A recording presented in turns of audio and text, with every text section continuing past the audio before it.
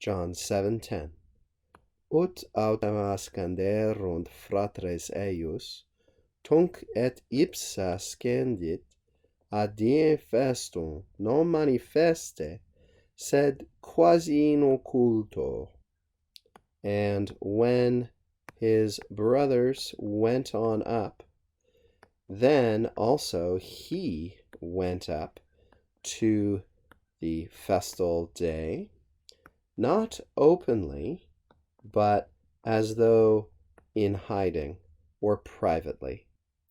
First, we got to notice ut functioning here just like cum or quando, indicating the time when something happens. This might be a use of ut that you're not as familiar with. Perhaps you're used to seeing ut introducing purpose clauses, result clauses, that sort of thing. But ut can be used this way as well.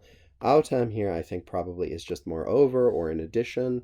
So when, in addition, his fratres ascenderunt, and this is a third-person plural, perfect active indicative. We see ascendo, ascendere, also here, ascendit, in the third-person singular, perfect active indicative, where now Jesus is the subject. But first it's his fratres who go up, then tunc, we might just as well have said deinde, et ipse ascendit, he also went up, ad Deum festum.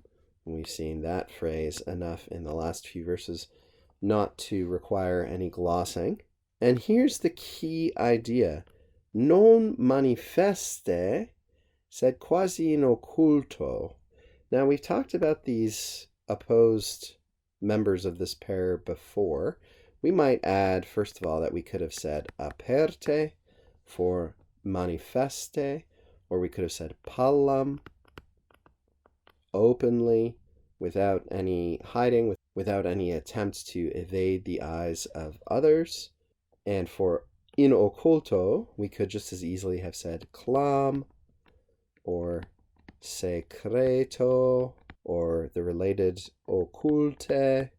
These are all adverbs you can use to indicate the same thing. Or sometimes, even if something rather shady is going on, which of course is not the case with Jesus, but if something shady were going on, we could even say furtim, which means sort of on the sly, evading detection. Now that probably would not suit the context here, but we could use the others.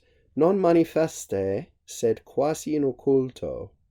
This is the key idea for the last few verses, the manner in which Jesus approaches the feast day in Jerusalem is indicative of the purpose and the method of his ministry.